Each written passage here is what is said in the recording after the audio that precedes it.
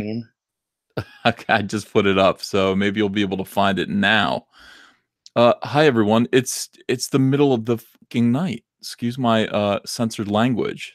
It is 2:30 in the morning, and I'm on Twitter. I'm working on another Cyberfrog page, and I'm watching a conversation happen between a bunch of people. Some I know and some I don't. I think Mindy Wheeler's involved, and Mike S. Miller, and then a few people that I'm not sure that I know. So hi everyone, hi in the chat.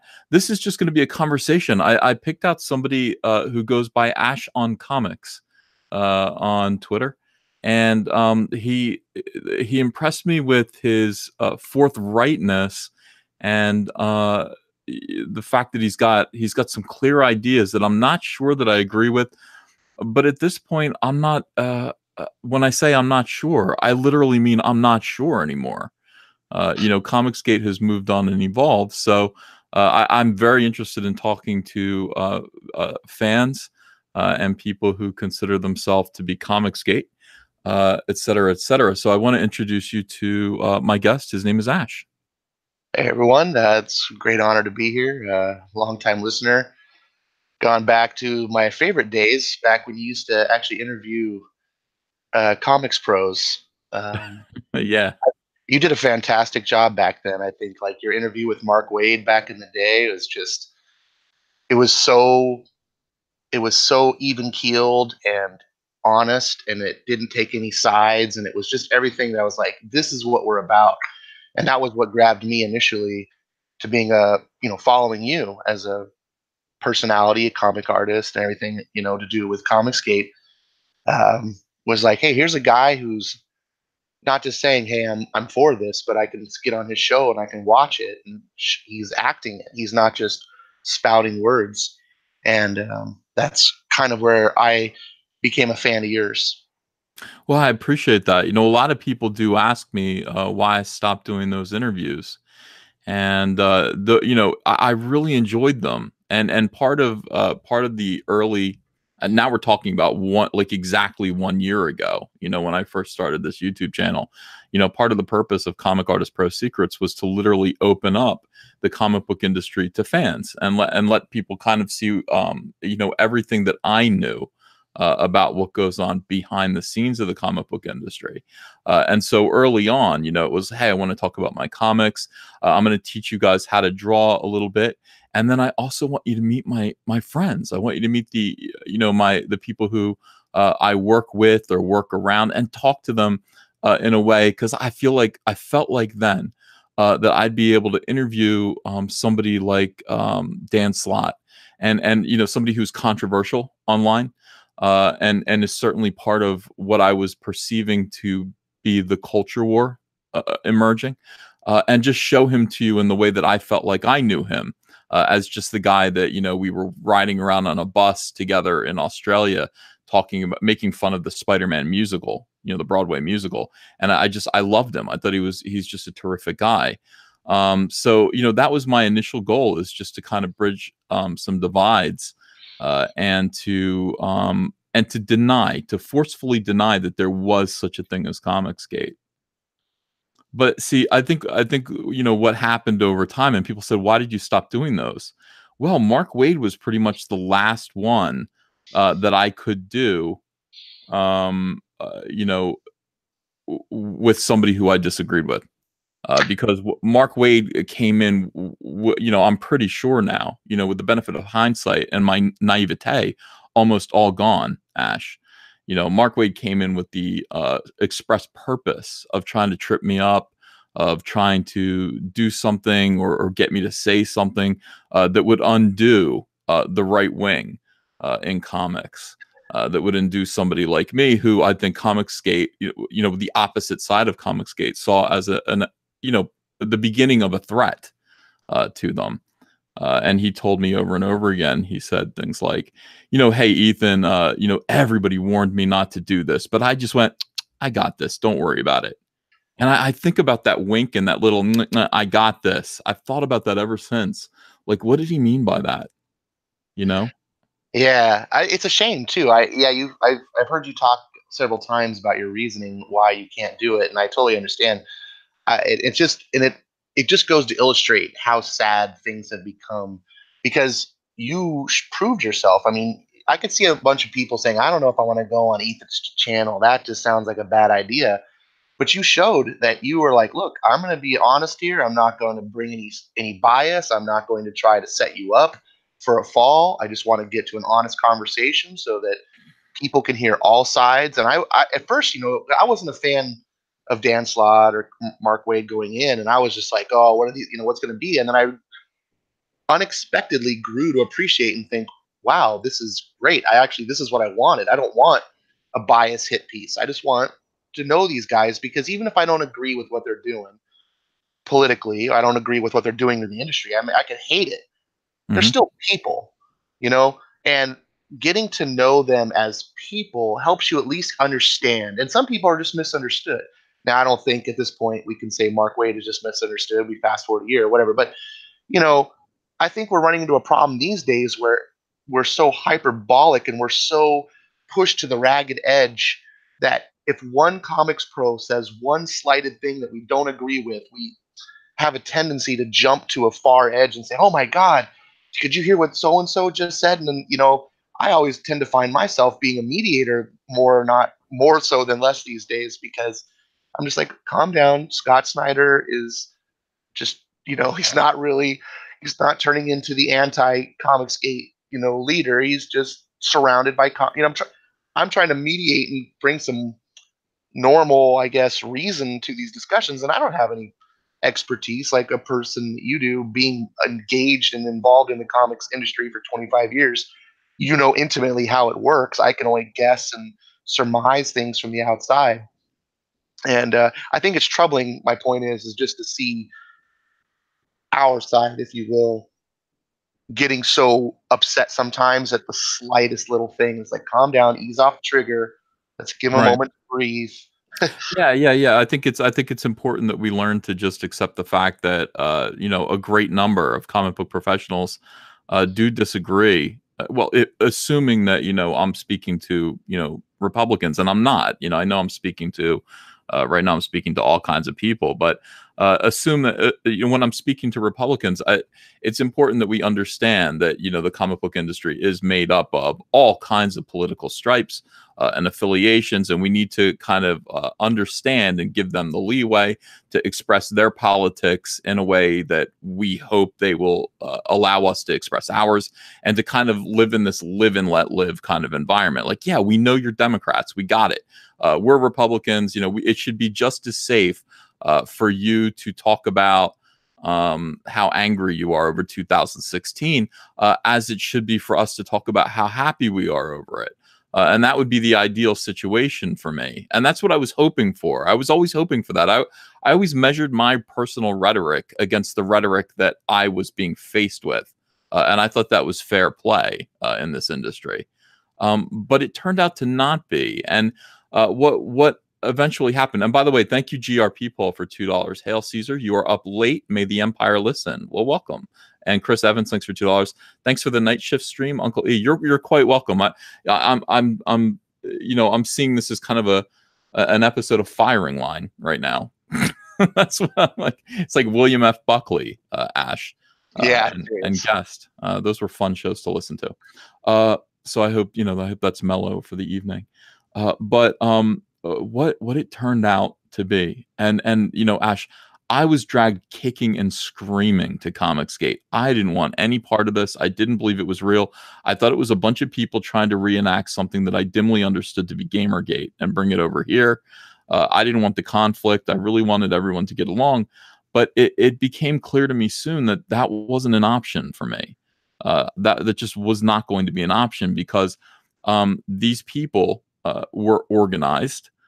And they controlled, one of these far leftists, these social justice warriors, Mark Waid being one of them, and a very influential member of this group, were organized, and they were able to sort of unionize and close ranks against me. So when Mark Waid initially wanted to get on my live stream and humiliate me, like publicly, and that would have been the best outcome for him, when he wasn't able to, and we both came off looking kind of nice, and nothing political happened that he could use.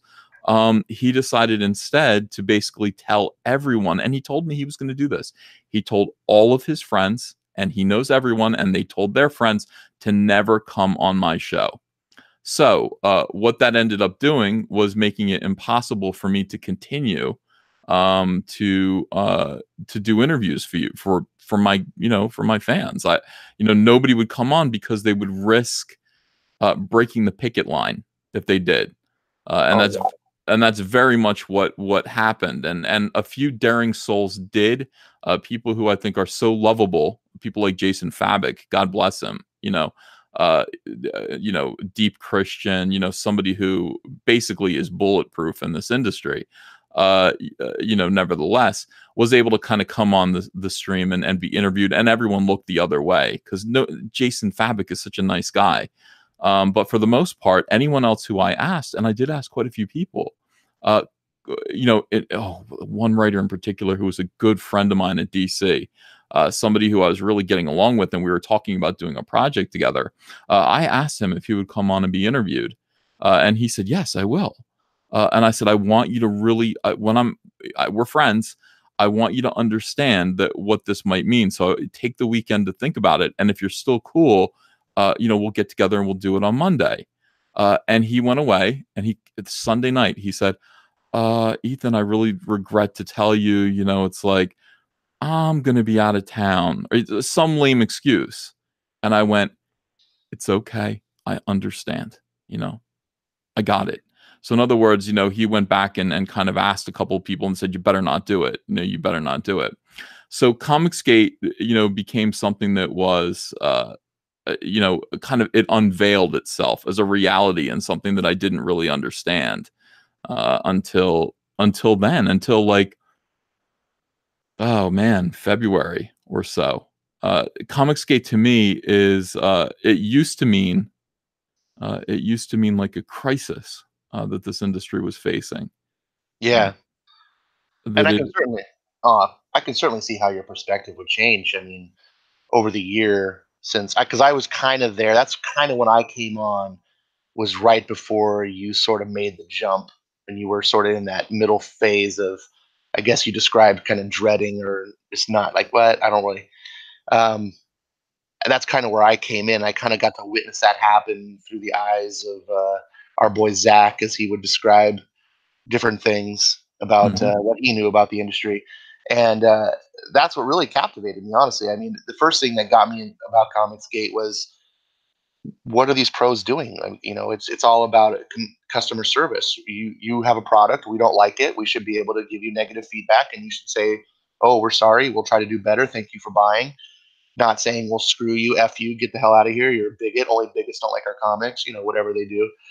Um, that was part of it, and I think that's what most people can resonate to.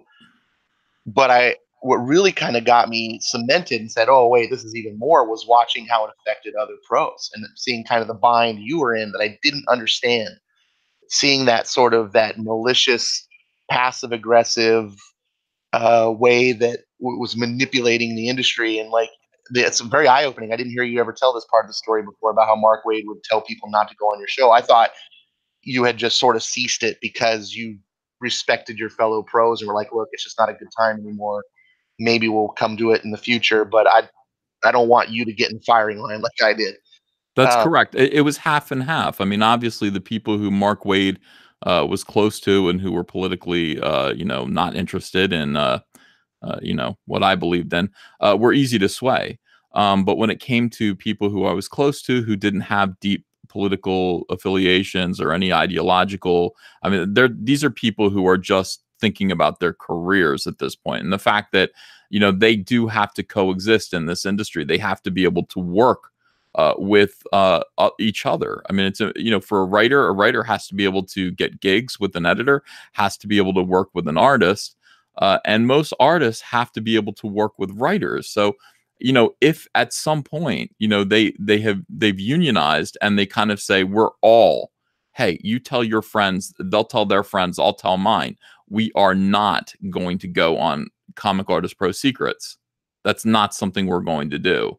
Or, and again, I found this out later. for a bunch of them to unionize and say, we're not going to work with Ethan Van Sciver, so we're not going to write for him. And I had to be told this. Nobody told me this until I'd already left DC, that like all these writers had told DC Comics that they weren't going to work with me because of my politics, because of my support of Donald Trump.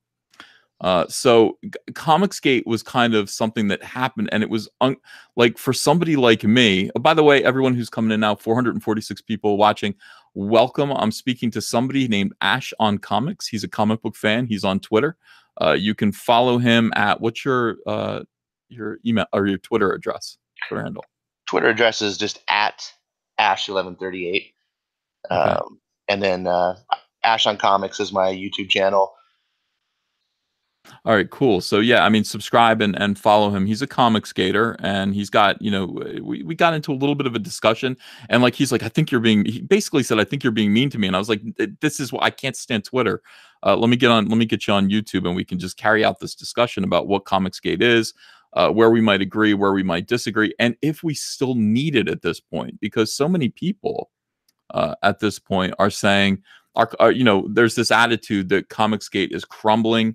There are the weirdos who have been saying ComicsGate is on its last legs. Listen, ComicsGate has been on its last legs 100 times. It's a millipede. It doesn't seem to run out of legs, and it never lives up to the predictions of the very hopeful SJWs who are waiting for its collapse. But we do kind of, it feels like, need to kind of come to terms with what we think it's for and what we think it is. And that's what I want to ask you. I want to ask you what you think ComicsGate is, Ash. Like, what is it? Well, that's a good question. My definition of ComicsGate is pretty much the definition I've been working with since around that time I described that I kind of got in. And that's when our boy Zach was really just on fire, pushing the whole ComicsGate thing. As as before Jawbreakers, and his whole existence was really almost the personification of ComicsGate. If there was one figurehead that everyone could kind of point to, Zach sort of filled that role. And he would always talk about it's two things. We just want two simple things. Number one, we want our comics not to be he didn't use these words, some of these are my words, but essentially the same message. We don't want them proselytizing to us with their propaganda and their politics, and we don't want professionals treating fans unprofessionally. If you could just fix those two things, there wouldn't be a ComicsGate. Mm-hmm. And I've held that. And to this day I get in arguments online. Twitter is just an argument engine. And there's a lot of people, different ideas, ComicsGate's this, ComicsGate's that. And they say, well, how can you say what ComicsGate is? And so my answer is, well, all of us, if you take all these people in the chat room right now, all of them have things about ComicsGate that they support, and there's things that they want, and we're not all going to match perfectly. But if you were to take all of us and have a poll and say, okay, you have 10 things you want, there's 20 things you want, write them all down. And let's boil it down, and let's find the one or two things that it's on everyone's list. I would be willing to bet those two things would be on everyone's list. Some people's list would have more and things that they want, but I think everyone can agree on at least those two things. And so that's why I stick to that as the definition for ComicsGate, in addition to no one's challenged that since Zach made that the most popular definition a year ago. So I believe that's the most reasonable way we can define ComicsGate, since it's not an organized movement. Yeah, Zach. Not only I'm not sure if Zach defined what ComicsGate was, and I can't even remember if Zach ever used the word ComicsGate willingly. Honestly, he may not have. He may not yeah. have, but he did talk at least in those terms, and it's obviously very clear that Zach was. No, he did use ComicsGate. That I can actually remember, because he would talk about the questions of what ComicsGate is and how to defeat Comic. He would regularly put on his show how to defeat ComicsGate, and I always thought that was a kick, because he would say, "Hey, look, here's how you beat us, guys, but you won't do it." And then I always thought that was funny. Yeah. At some point, ComicsGate referred to us rather than, the scandal. Like, I don't know. Do you think Gamergate do you think like somebody like Sargon of Akkad calls himself Gamergate, or and at the same time, would Anita Sarkeesian or Brianna Wu or any of these other figures on the other side call themselves Gamergate, or is Gamergate just one particular side of the aisle? Uh, Mm. that I mean, that's so ComicsGate eventually came to mean, it was meant to mean scandal, and then we kind of like adopted it and said, no, it means us. It means the people who are unsettled and unhappy with the way the comic book industry has been invaded, by these left wingers, and then all of everything that you describe kind of comes from that one central fact. Because if left wingers weren't in comics, weren't making these decisions, weren't ruining, as Medicare used to say, as an internet aristocrat, shitting up comics, then we wouldn't be having these professionals feeling emboldened enough to be rude to the customers. I really don't think that's something that existed before. Well, I mean, the internet really kind of blows that up. The internet really makes that possible. But before social justice warriors took over, now these people feel emboldened to be absolutely incredibly rude and hateful to their own customers, to their own, well, they call them fans, which is incredibly presumptuous, but to their customers. And that was the kind of humbling term that I think Zach and also I think Gamergate kind of came up with, to just remind people, we're not your fans. We're not, necessarily cheering you on. We're trying to buy a product that you're supposed to be selling to us. So start treating us like somebody, the customer is always right. Start letting that apply to us. Now, I asked Mark Waid, I said, is the customer always right? And he said, no, no. Oh man. During that Well, interview, which was incredible. yeah, I don't remember the details. That's been probably about a year since I watched that interview, but that definitely seems like something he would say, knowing Yeah. him. And it's sad because it's a pervasive feeling throughout the comic book industry. Even the nice pros, as I like to call them. I kind of have the pros that I'm just like, you're dead to me. The guys who send the pictures of their anus, over the internet. Yeah. There's certain uncalled for things, and then there's some guys that I feel are just trapped. They're in a hard place. I don't try to get too hard on these people. It's like, look, they got to put food on their table. They're in a hostile environment, and if they're out there making the most minor comments, I'm gonna forgive, as long as you're not being unprofessional and you're making good comics. I'm gonna be okay. I don't care that you voted for Hillary Clinton. I don't care even that you get on Twitter and you post your ideas of like whatever political idea you have.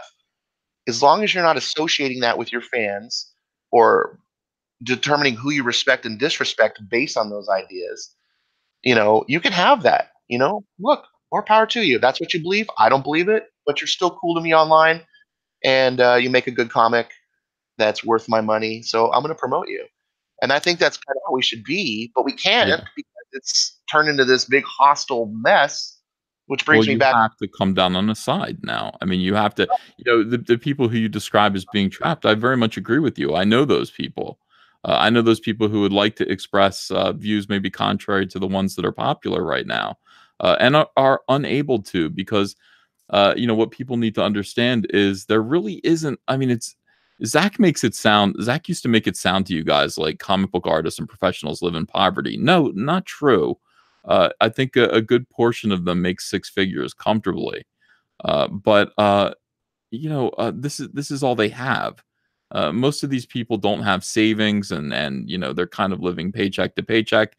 Nevertheless, and a lot of them also. Here's the one thing, another thing to understand about comic book pros. They seem to be grouchy, especially the older ones, the ones who have been around a while, because they were there in the '90s. So their paychecks have shrunk, and no matter what they're making now, if they're making $150,000 a year, they used to be making $150,000 a comic book. So imagine how pissed off these people are just economically right now. Fortunately, I was never there, Ash. Don't worry. Uh, I never made $150,000 off of a comic book. I was not there in the '90s. Oh, I am Well, now. I Yeah, believe you have made $150,000 on a comic book. yes, now, and that's what drives these people absolutely crazy. But yeah, so it all kind of goes to show this kind of temperament, this feeling I think that people have of instability. Like this could all end, and I'm walking a tightrope, and I kind of feel like I'm not so sure how deep this kind of left wing entrenchment goes, but I better keep my mouth shut. And that feeling has been around for a long time, way before ComicsGate. Like, don't you understand? Like, this industry is mostly left wing. Everybody needs to kind of shush. Righties need to be quiet. I know so many Republicans who are afraid to say anything, absolutely anything, and I don't blame them. So, I recently some stuff happened where I think there's been a divide. This is something that you and I were going to talk about. We didn't really get around to it on Twitter. Comicsgate is divided now. Do you have a guess how many factions Comicsgate has divided up into? I don't. It's probably about the same number of genders there are in modern society. But I honestly, I don't really care about the myriad of little minor factions. I really only think of two. I think of the old school. It's almost like Christianity and Judaism. It's like some stayed Jews and some said, no, we're going to move on and follow this new path. Comicsgate's kind of a similar faction where it's the old schoolers who have been around and following the same mantra. And then there was sort of a break when Jawbreakers hit, that campaign, and it was massively successful. And then yours came in like back right behind it and was like boom on top of it. It's Empire Strikes Back right after Star Wars. It was just like holy cow, and it changed a lot of viewpoints. Yeah, it changed a lot of perspectives, and over time, I see very huge. Like it's you and Zach are the top dogs when it comes to Comicsgate personalities. It's you two, and for a while, you sort of drifted off into the whole Star Wars culture, and you kept your Comicsgate fans and your comics fans, and you also gained all these Star Wars fans. And then when you sort of reinvigorated yourself back into comicdom, you brought a lot of those people with you, and that's neither Yeah. good or bad, but it does have a lot of viewpoints that don't have the same perspective as, let's just say, the pre-Jawbreakers era of Comicsgate. They're just seeing about all these new comics, and it's exciting. All these new pros are coming up, and it is an exciting time for indie comics, the way I consider it. If it just to spoil the plot here, I'm an old schooler Comicsgate person, and I don't think there's anything wrong with that. But I do think there's two major divisions. I think everything else is just petty turf war and personality clashes and people just being silly and dumb. So I don't give that any mind. I think the Comicsgate at its heart is two big groups with two dividing perspectives. And they're really the same kind of people, but it's just one core thing that separates them. What is that core thing? I think it's the new comics. I think there's the old school that says, look, no, this is a fan movement for getting the industry we've loved for 50, 60 years to go back to at least a semblance of what we loved, and fixing that. And then there's the other group that's like, nope, that side's dead and buried. Leave it. It's done. It's all about these new creators and this new comics. And I think that's the dividing line. And I think separating that one single idea, I think both fans and in both groups are the same type of fan, and they have the same beliefs. They just have one core thing that separates them. Let me read these super chats. Let me catch up with you guys Sure. here with the audience is saying. So Christopher Burkill, thanks for $10. Speaking of Mark Waid, I've been watching the Batman animated series Blu-rays today, and he's on the special features. It was refreshing to like hearing what he was saying. Yeah, it really is something else. I mean, we all, no matter what we kind of believe, when we talk about comics, everyone kind of gets involved. Everyone likes it, and that's it brings us together. But we're not talking about comics. We're talking about like politics and hate and white supremacy and racism, and stuff that divides people, and I wonder why. Who's your highway? Thanks for $2. What kind of drawing table lighting do you use? I have a bunch of lights, but I have an overhead kind of you know I don't I wouldn't really know how to say it. I have a regular uh what's a halogen lamp, I guess, that I use. And it's pretty good. It could be better. I really want a spotlight aimed at my table. I want it white, just bright white. And I don't have anything like that right now. Legion of Myth, thanks for €5. ComicsGate or something like it will always be needed. Never stop speaking up and speaking out, or else the NPCs will win through perception alone. And Render Contender says, "Hi, Ethan. ComicsGate is about getting a quality product made by people hired based on their merit and ability to sell comics." All right, so that's an important comment to me, because that kind of sums up the division, I think, between the two. What you're suggesting are the two factions of ComicsGate at this point. There are some that disagree with the idea that ComicsGate should actually move on to producing and selling product, because that kind of draws a line, doesn't it, between professionals and fans? Certainly, I believe that the professionals and the fans are symbiotic, but Hmm. their agenda is what's that term when you say uh, when you have something that conflict. Yeah, their agendas conflict. I Yeah, mean, their agendas conflict because one is a yeah. buyer, one is a seller, and so obviously I'll put yourself as the seller right now, and you want to just make the product that's going to make as much money as possible by making as many fans happy as possible. They want to buy your books. That's a great way from a fan perspective that we want to see books sold. We want to see sellers trying to get us to give them our money by making great comics, not by doing gimmicks, not by leveraging IPs over our heads that we've loved for the longest time. And so we'll buy the new Spider-Man book no matter what crap you do to it. You know, we want to see what you're doing. So by that tone, we're symbiotic. We need you, you need us. But the problem is you can't marry the two because then you kind of run into the problem of like what socialism has. If if if the seller is controlling the fandom and the fandom is locked into the seller, eventually you stop losing this purpose. Why even make good comics? I've already locked in my fan base. I don't have to. It's like the cable company. You don't get to go to a different cable company, so you take what we get. Hmm. Um, I think that comics fans never want to see that happen. It may look good right now when things are bad, and people like yourself are putting out a product that looks like amazing, but that's today. What about 2, 3, 5 years down the road? Who knows what it could be? So the best thing to do, and what we were getting to on Twitter, that's so difficult. And you mentioned before that I felt I never said you were being mean, and I don't want you to feel like that's what I was even insinuating. But it was definitely a miscommunication because Twitter is just not a place you can have a nuanced conversation. Um, I think that fans were best both served. And what I was telling you, why you asked me the question, why why should I why should all caps not be separate, or why should it be separate from Comicsgate? And my reasoning for that is the only way you can make all caps as big as it could possibly be is by transcending Comicsgate.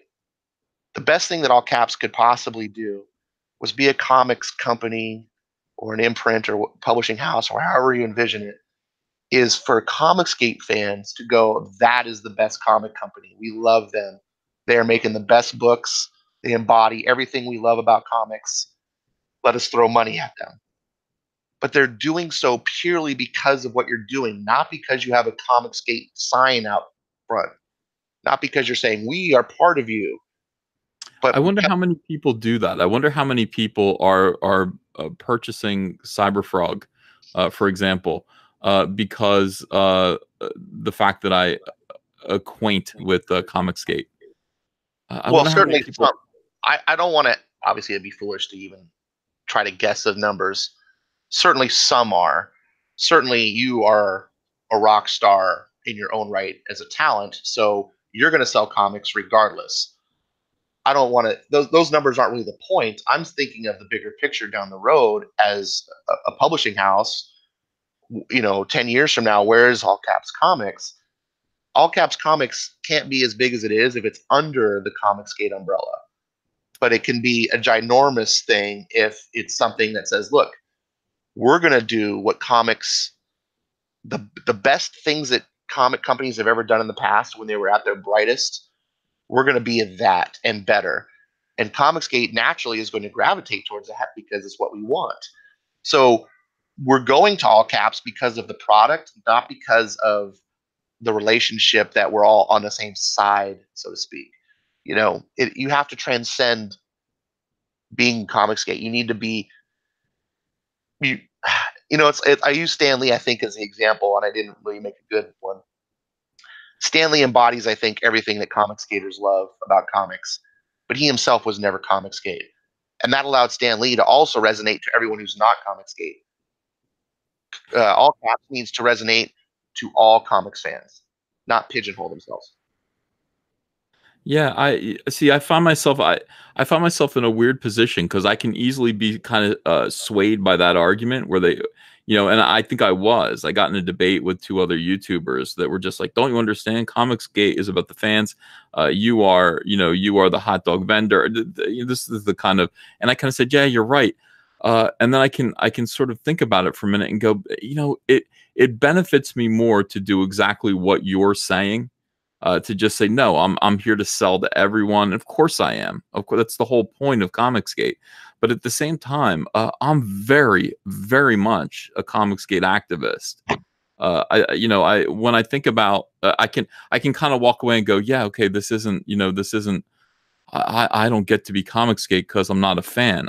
I am a fan. I'm not a consumer. But I'm somebody who is an activist within the comic book industry, who's done so much and seen so much to actually spread what is happening, to spread the news of what is actually happening and the reality of it, that it's impossible to separate me from ComicsGate. When I said, yeah, I guess I'm leaving ComicsGate, I almost wept to my wife over it. Like, I feel like I'm being pushed out of something that means everything to me. And I can't leave because it is my heart. It's very, very much my heart, ComicsGate, and it's a goal, it's an ambition. But at the same time, yeah, there's this tricky thing where I use socialism, like I am the means of production as well as the part of the government of ComicsGate, I suppose, which would be the fans making these rules, making these laws, making these appeals. So it is a tricky situation. But, All Caps Comics is simply me saying, okay, I am ComicsGate, but I'm in this unique position because I have the ability to create and I have the ability to actually implement change, the change that I believe we need. So I can't leave that to someone else. I love Nasser. I can't leave it to Nasser. I love Mike Miller. I can't leave it to him. I have to actually do this myself because I believe that I can. I believe that I can, and I believe that I can also pull people with me to do this and really make a positive change. So, the thing about All Caps Comics is, yes, it was born of ComicsGate, but it aspires to be for everyone. Like, just like you're describing, you're saying that, Stan Lee, but see, Stan Lee was almost a rebellion against the Comics Code. So, it's like, out of these kind of restrictive politics, we have to kind of burst forth and create something new. And it is, it's vital that we do that. Otherwise, ComicsGate just becomes about petitioning our creative betters to do what we want when they spit in our faces.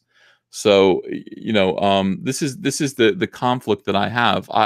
I guess I would like to walk away from ComicsGate on some level and just say, okay, well, it's stressful, and it really is stressful. When I left ComicsGate, there was an incredible relief. It was hard to describe. Suddenly, I started hearing from some of my. I never told you guys this. I started hearing from some of my peers that were like, "Thank God that you."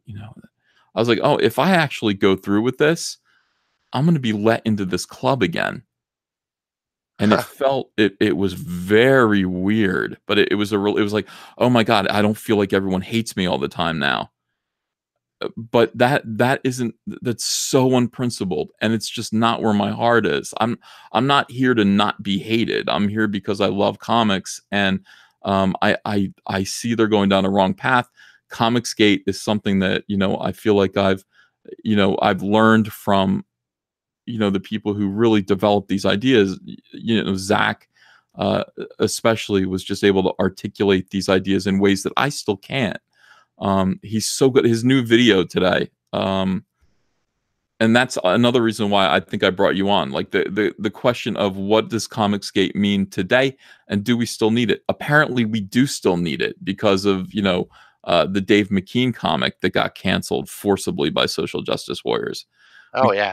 we can't tolerate this. Like, the more they do stuff like this, the more we give them the freedom and the latitude to actually stifle creative people. The more it becomes apparent that we're not doing our job. We're not implementing change the way that we need to.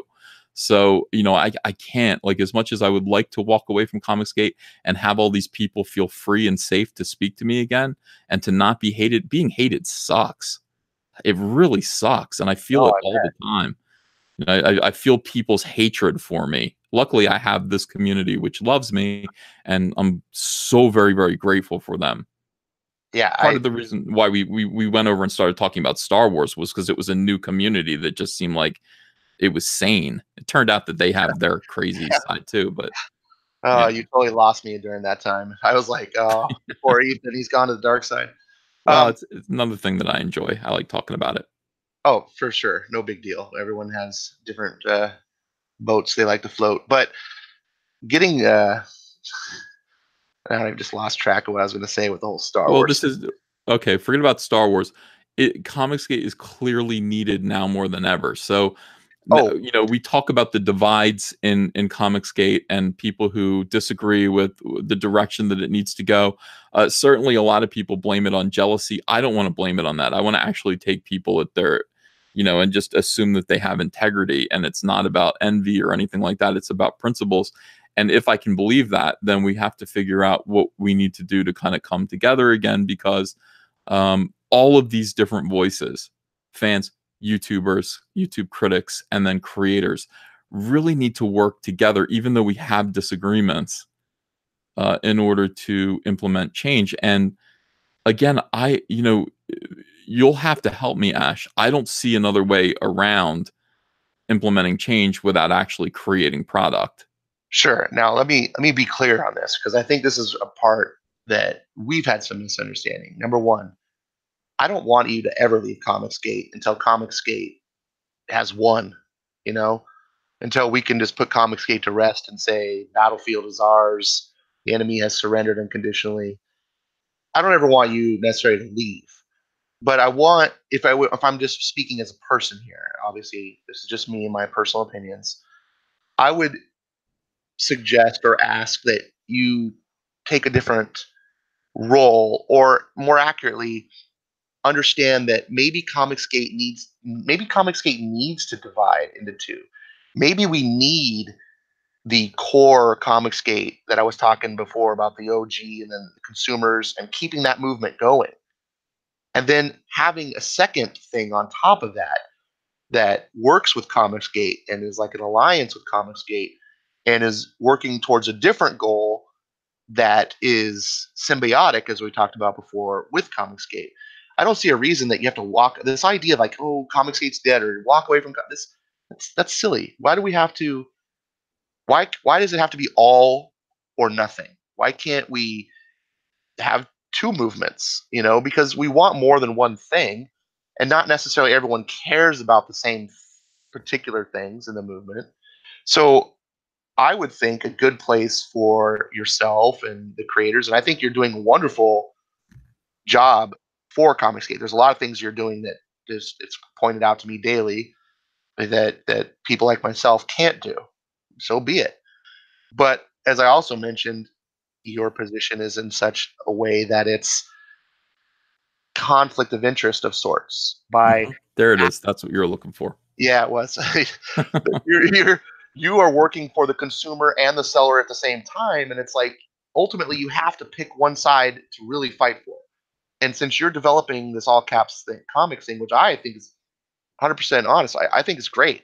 This is what I was looking from Zach from the beginning, and the reason why I backed Jawbreakers in the beginning was because he was talking about this Splato Delgado and getting books on the shelves, and this was pre-Antarctic Press, and I was like, yes, we need this, and that failed, and we have the current lawsuit going on because of that, and hopefully that turns out good. But I don't think, by the way, just as a side note, I don't think Splato Delgado failed. I think that Zach is still, I mean, he's still releasing Jawbreakers under that title. I think he's going to be able to, to do his label. Zach is good. I follow Zach, and we're really good friends. I mean, we're pals, like in a way that I can't, I can't ever take him for granted, and how important he is to me. And I think I'm equally as important to him, and pointing the direction in some ways, and he does it for me. But I mean, it's like he taught me about these ComicsGate principles. He taught me about recognizing SJW tropes, fun stuff like that. But I think when it really comes down to him publishing and starting a publishing house, he's going to have to follow me a little bit because he doesn't know how to do it. sure. And he doesn't understand some of the stuff that's that somebody who spent 25 years doing this does, and so we're gonna kind of help each other out. I wouldn't worry or think for a minute that Zach is going to have trouble getting his Splato Delgado imprint off the ground. He has so much. He's plenty of money. He's got plenty Okay, of money now. let me So clarify because obviously I misspoke if this is the interpretation. When I said he failed, I guess I just mean not ultimately. He just lost that battle. We're we're at a standing like a pause right now because he's got to go through this lawsuit with Wade and everything, and we have to wait until that's all done before he can continue to really. Hopefully, like I said, it all works out great, and it just makes him even more successful than he would have been before. I'm just what I'm hoping for. But the point is, we kind of have to wait. As mhm. a fan, I don't know. It's up in the air to me. I don't know what's going on behind the scenes. So be it. Then you came out with this all caps idea, and I was like, oh, this is an even tighter uh, concept than even Zach was trying to do. I think this is even more on point, is what I'm trying to say. Like, you aren't just trying to get your book out there with an imprint.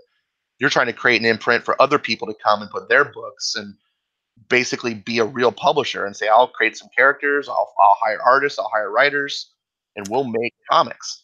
But And this puts me at odds with ComicsGate in some way right, because right. I'm able to kind of preach about ComicsGate ideals while selling a product, and you think that's a no-no. I think it becomes I kind of hate the word problematic, but I can't think of anything better. Yeah, you run into a conflict of interest, and in the short term, like right now, I don't think it's a big deal. Hmm. You're doing a lot of good. You're real popular.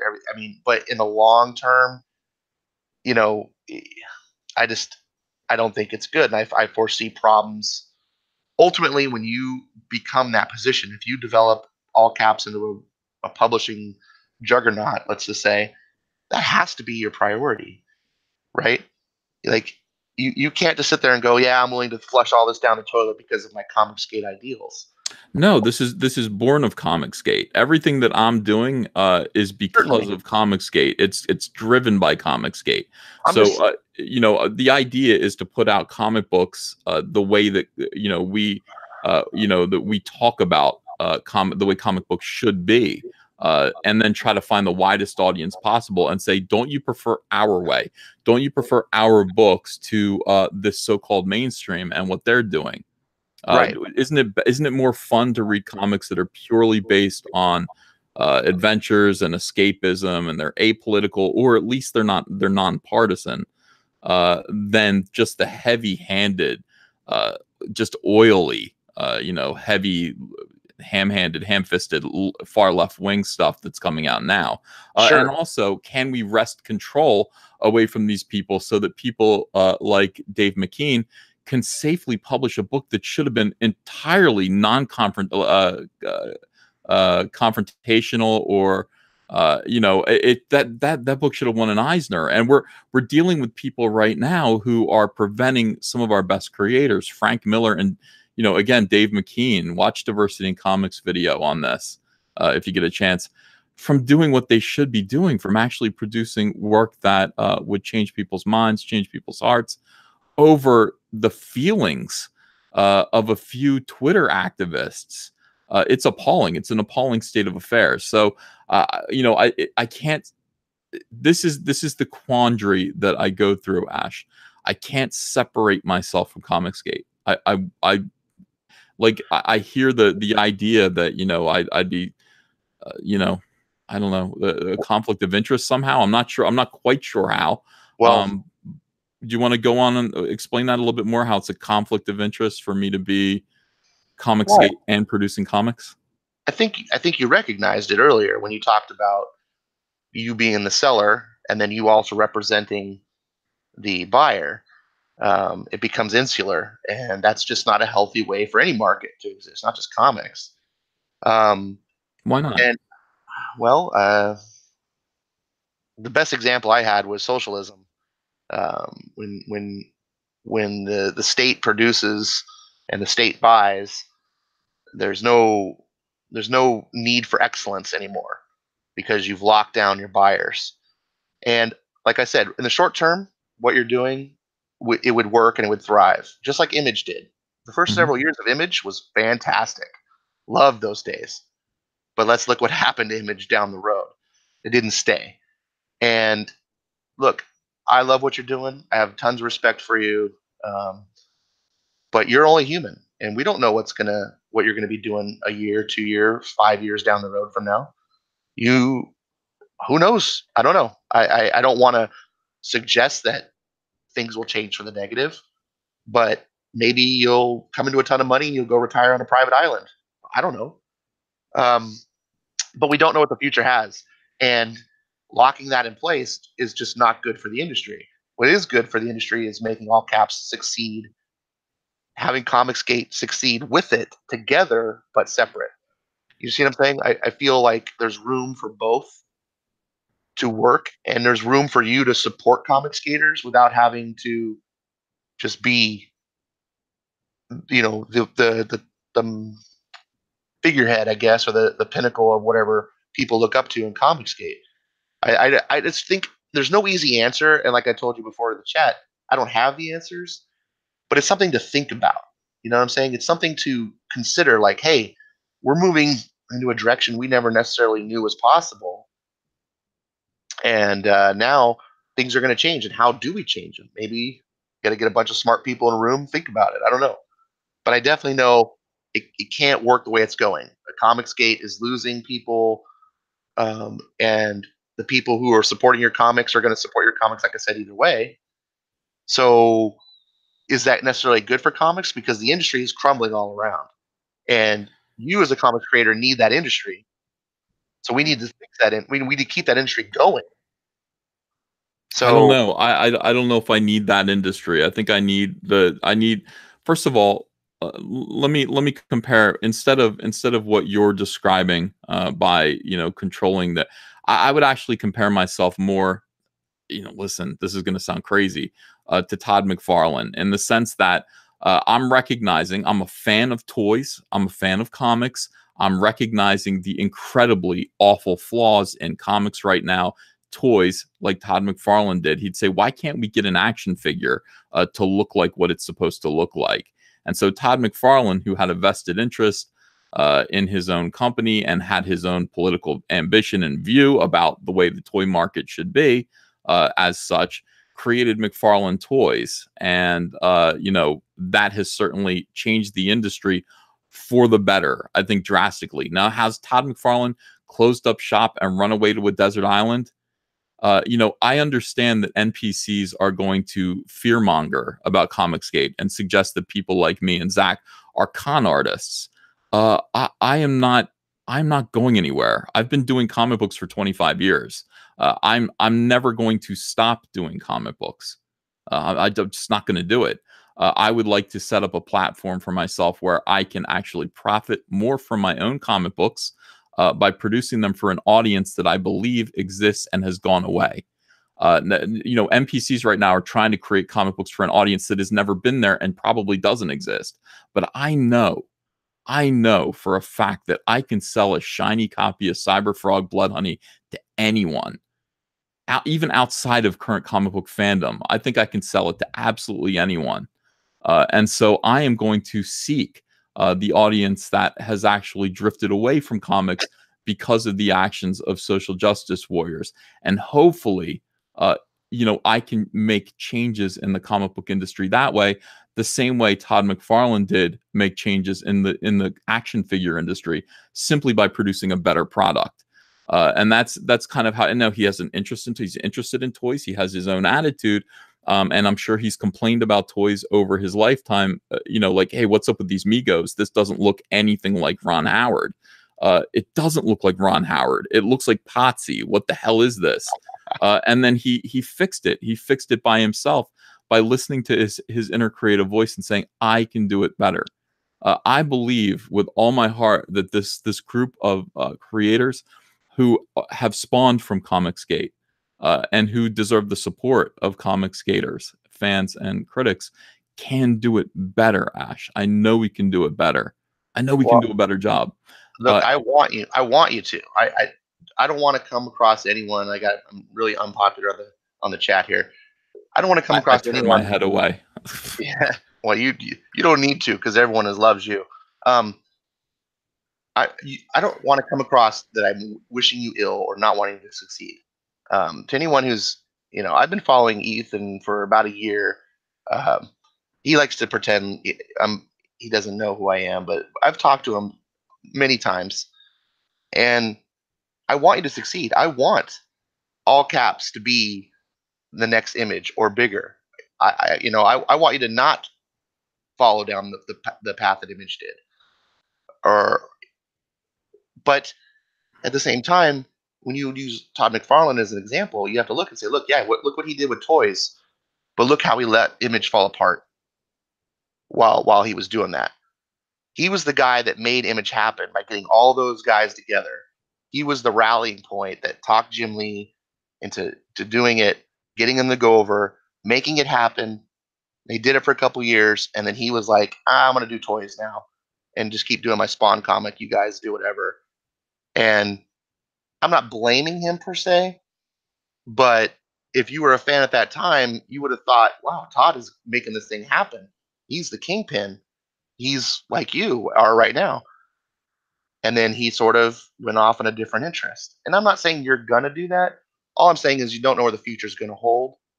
And I think it's best that all caps succeeds with everybody and doesn't. And I'm not saying you only are. Please, no one read into this. That's not what I'm saying at all. I want you to succeed with everyone. That I believe what you're doing. I think the answer is being separate.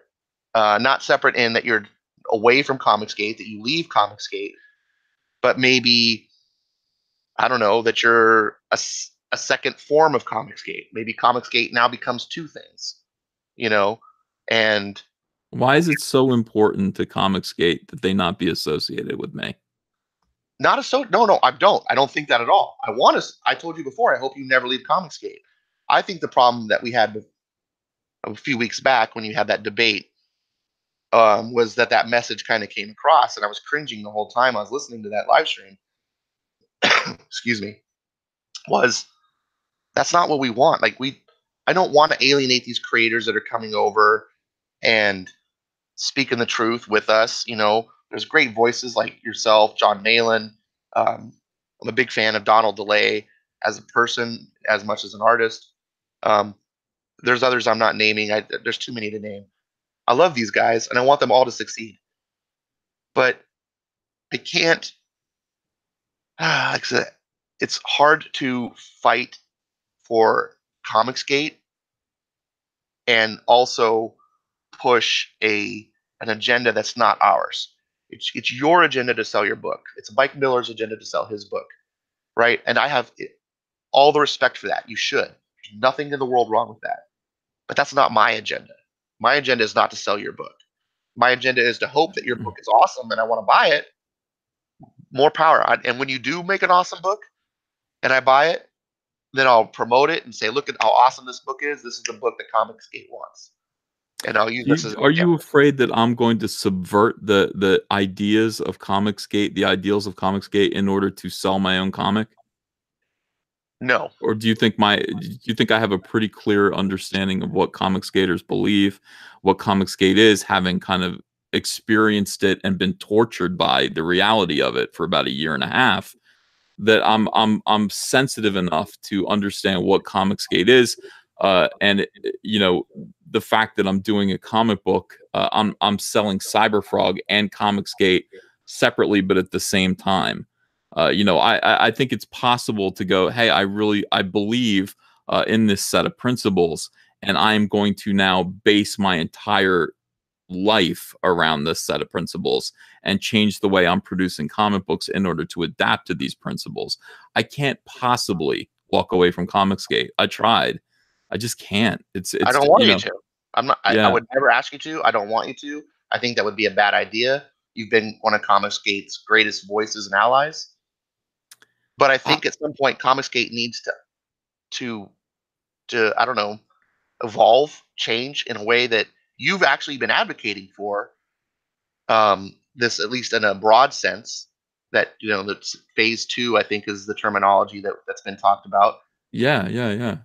But the problem is, I don't think everyone is on phase two. Do you see what I'm saying? As a fan, I'm not Yeah, on some phase people two. don't want to. That okay. So some people don't want Comicsgate to become an actual enterprise, a business enterprise. They want it to remain a critical enterprise. They want to just see if they can change the industry using their voices, not create anything, but actually control the mainstream, or make the mainstream kind of bend to their will. I think that's the feeling that I get when I listen to this argument. I Um, think you're not entirely wrong there, and I don't think necessarily there's entirely anything wrong with that. We talked yeah. about for years that Comicsgate is about the consumer.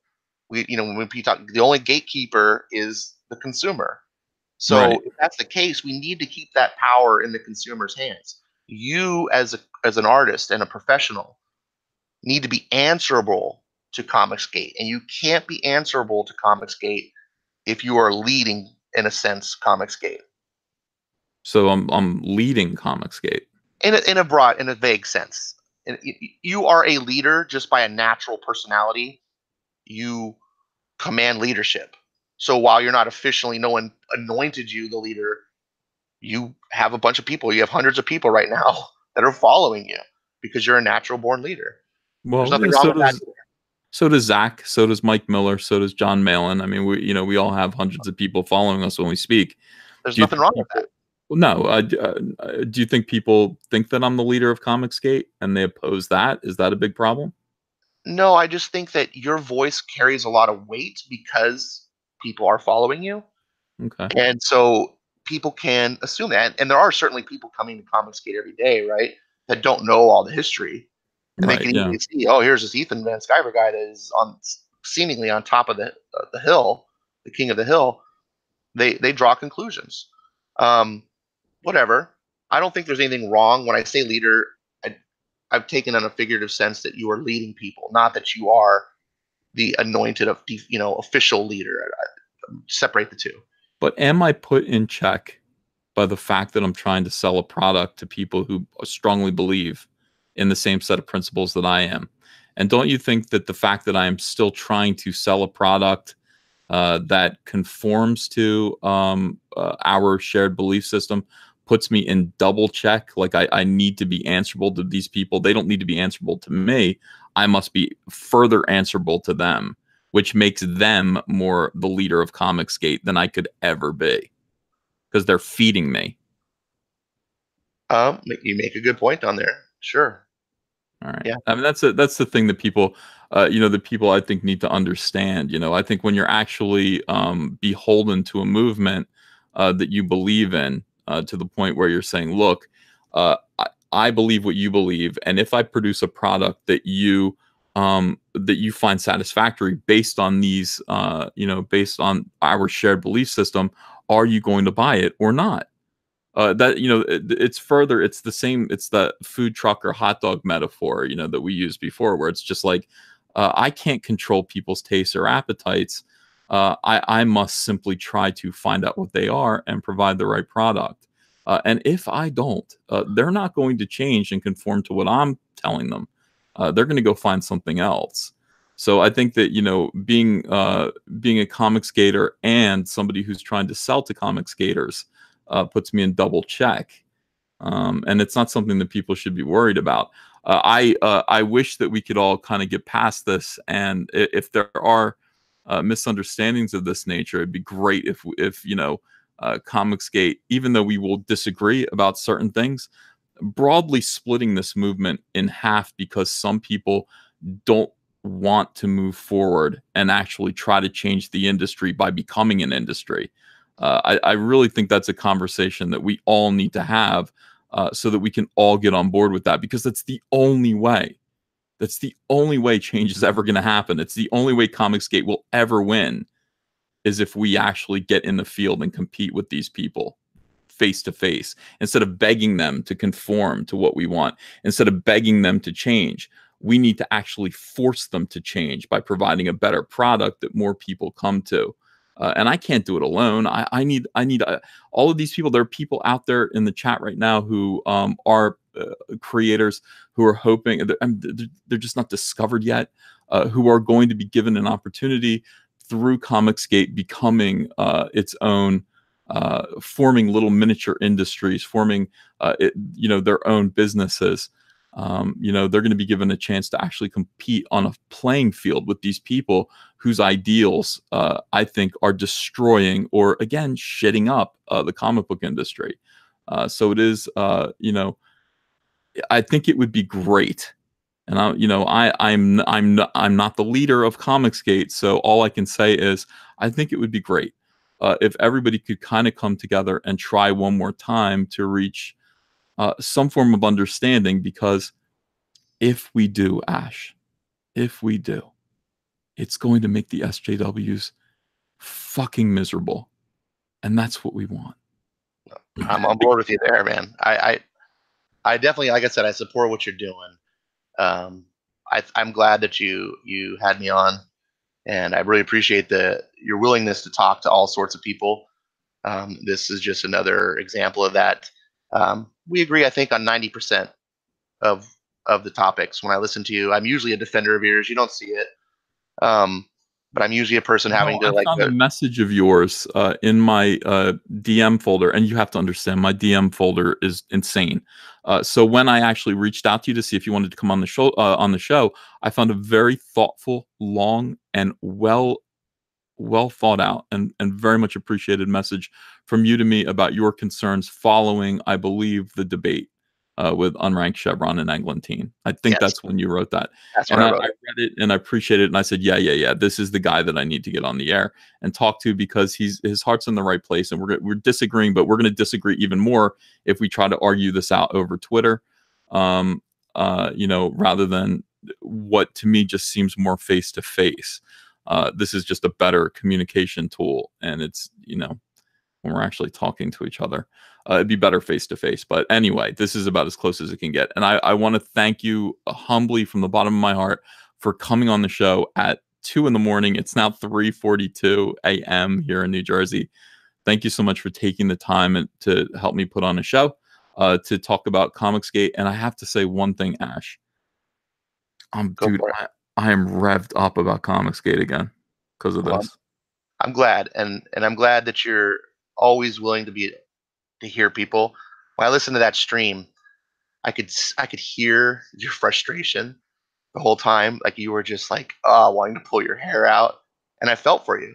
I was like, man, here I am, partially on the side of Eglantine as far as an opinion, but I'm on your side as far as feeling, because these guys weren't expressing themselves the way I think that they needed to. And you were just, I'm like, this guy hears it all the time. You take nothing but shit. And we don't always see it, because you look at your chats, it's full of your followers, but we don't see your DMs. We don't see all the stuff that you have to take on Twitter. And so, yeah, I appreciate that you had me on. I apologize, I'm a little sick. I've been battling. Dude, you did great. I appreciate your coming on very, very much. And again, listen, we all kind of want the same thing. So it'd be great. It would be really, really great if we could find less to divide us, more to unite us, and figure out how to make this go better, go smoother, make us more of a united front against these people. I would love that. I would love if we all became what I had envisioned ComicsGate to be when I first announced that I was definitely in and I was ComicsGate and I couldn't help it. Yeah, we have YouTubers that are out there criticizing and really like thinking this through and breaking it down. We have fans that are voting with their wallets, and then we have creators that are actually building a new industry for a better future in comics. And Ash, I'm not going anywhere. I promise you. I know it's like, well, Ethan might run away. I'm never going to make so much money that I need to run away. And honestly, I love what I'm doing. I absolutely love drawing Cyberfrog. The fans can trust me. I know these weirdo SJWs are trying to sow doubt and dissent. It's what they do. I'm drawing frogs every single day. I love this. I'm here. I've got 4 issues of Cyberfrog that I want to do, and Rainbow Brute. So I ain't going nowhere. I hope that you aren't either, because we need smart voices like you out there actually breaking it down and making sense of some of this stuff for us. So appreciate you. Well, yeah, thanks again. And I don't want you going anywhere. So as long as that's clear, I think we're all going to be happy. All right, I'm going to send you on your way. I'm going to talk a little bit more tonight just because I'm enjoying it, and we've got a nice chat in here. Have a great night, Ash. Feel better, and I will see you on Twitter. All right. Thanks for the hate, guys. Ugh, don't look. All right. Take care, my friend. Bye-bye.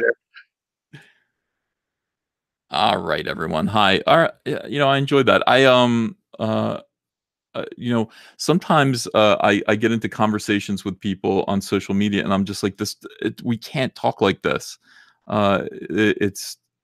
Twitter is definitely, Zach said this today in one of his videos. He said, Twitter is definitely a tool of miscommunication, not a tool of mass communication. And there's never been anything so profoundly true about social media. I don't want it to be that way. I want to actually talk and come to understanding. And even if you disagree with me, or even if I disagree with Ash, at least I want to know what he means, and I want him to know what I mean. So I appreciate it.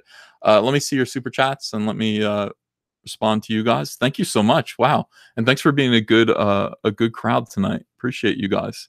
703 people at 3 a.m. That's right. Classy to me.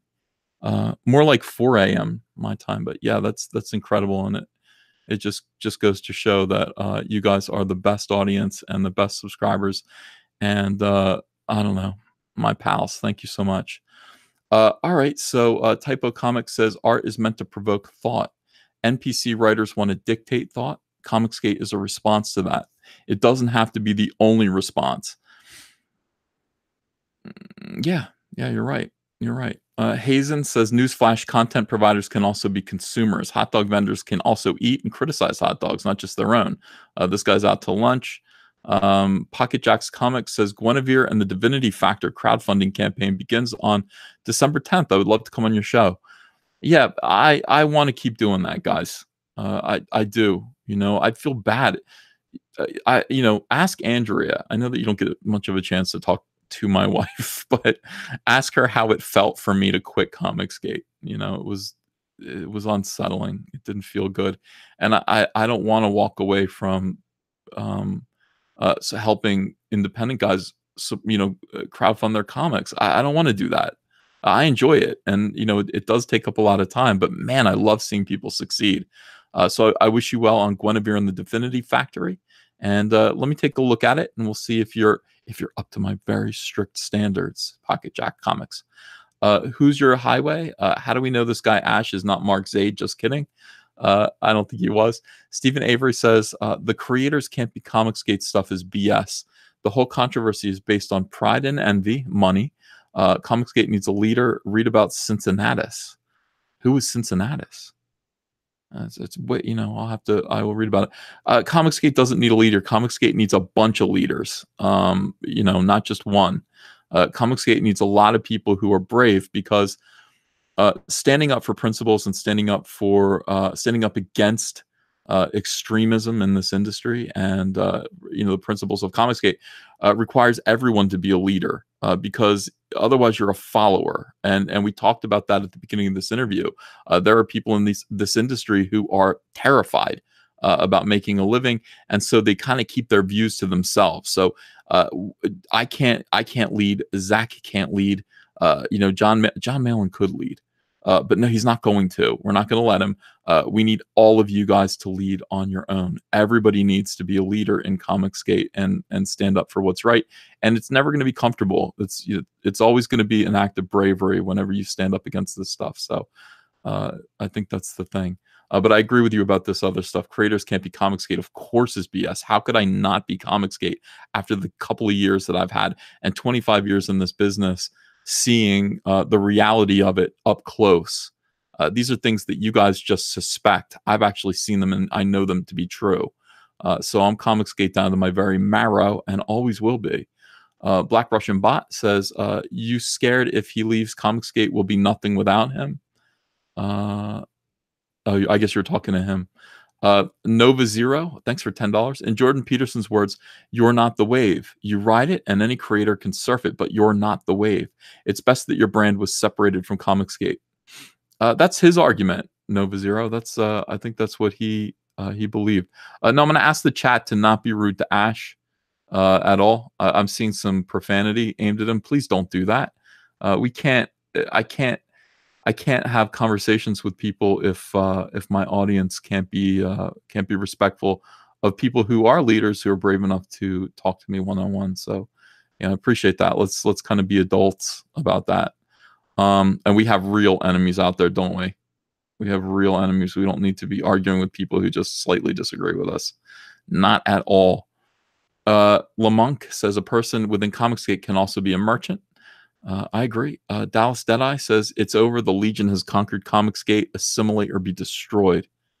I just don't think so. I don't think we're nearly there. Rezakai says all caps holds to ComicsGate ideals, but can be part of ComicsGate. Black Russian Bot says EVS owes no one anything. Wrong. I owe everyone in this chat everything. I really do. I can't do this without the subscribers, without my fans, without my customers. Can't do anything without you guys. I am out on the street, and by the way, everyone needs to know that. It's like every single comic book professional needs to know that without their fans and without their customers, they are out on the street, and nobody wants to be that way. So thank you guys.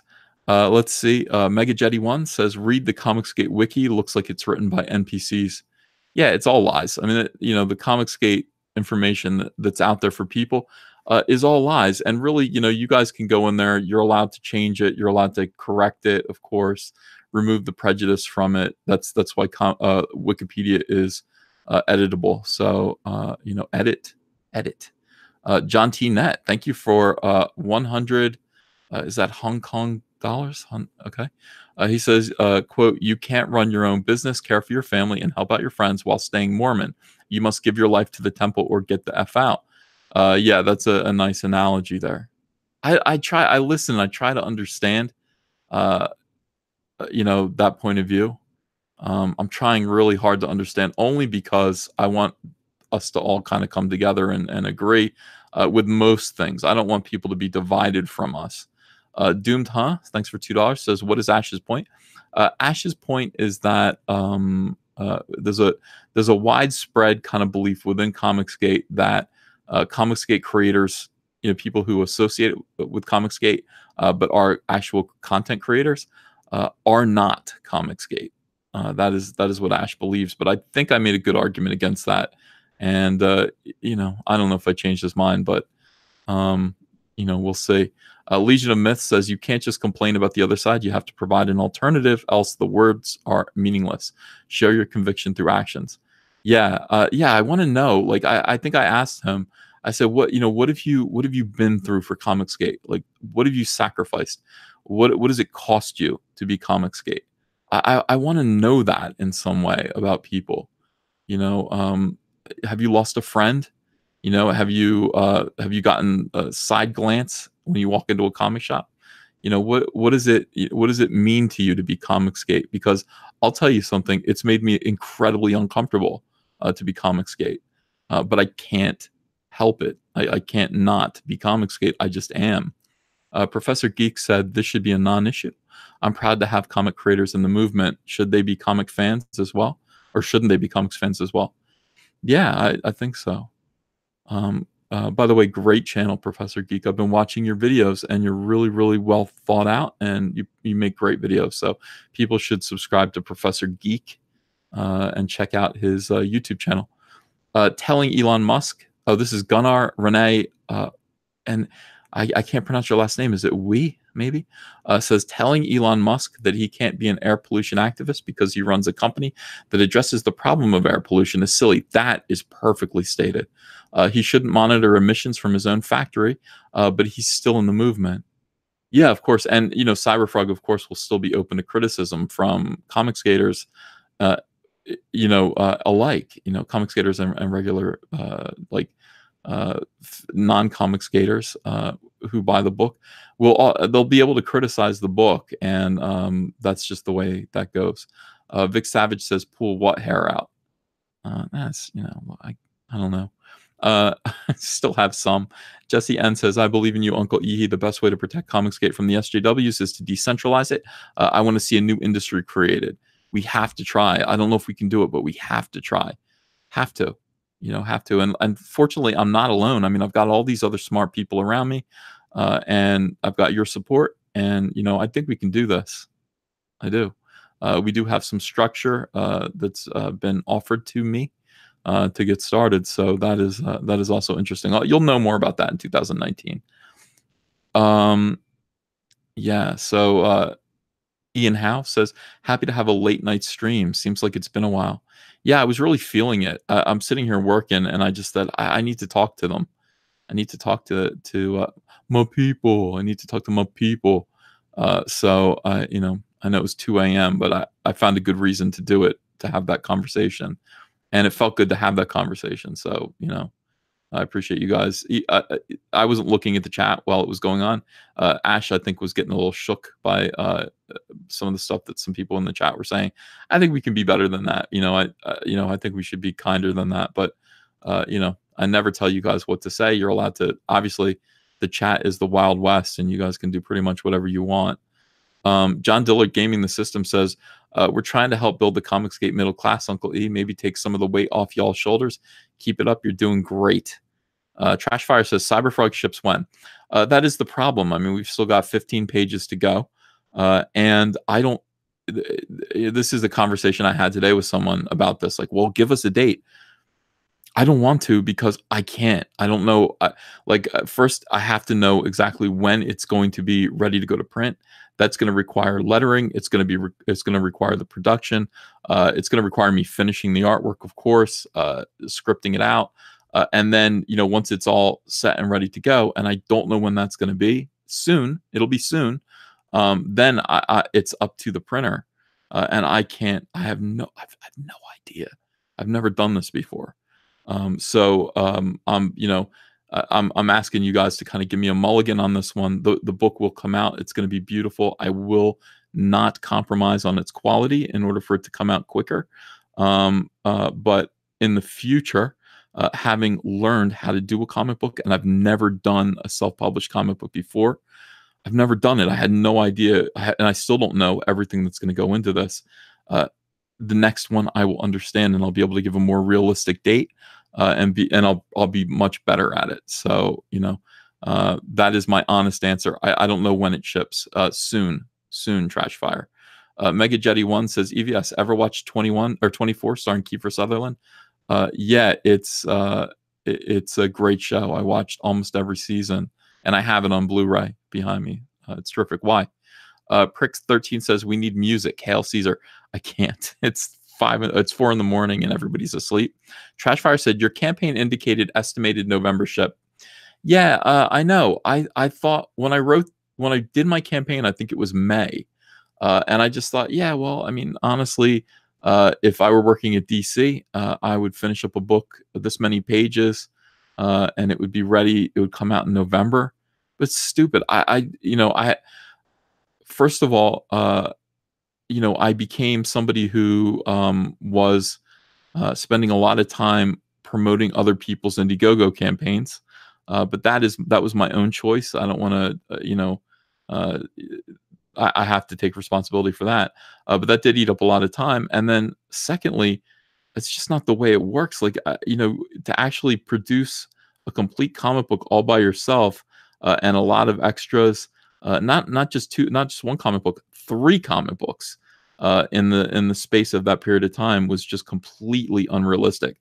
Having said that, it wasn't that unrealistic, and even though I missed the estimated ship date of November, you guys are going to have it. You guys are going to be very, very happy with it. And again, when we launch Rainbow Brute, this will not be an issue. I promise you. And I thank you guys for at least trying to understand, even though I'm sure many of you are impatient about this. I appreciate your trying to understand, et cetera, et cetera. Greg Bowen says, do you discuss Zach's video? That was a truth bomb.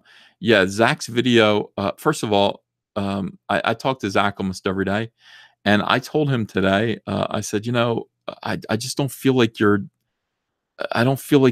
arguing for ComicsGate. You're advocating, you're reviewing comics and stuff, but I just don't feel that fire anymore.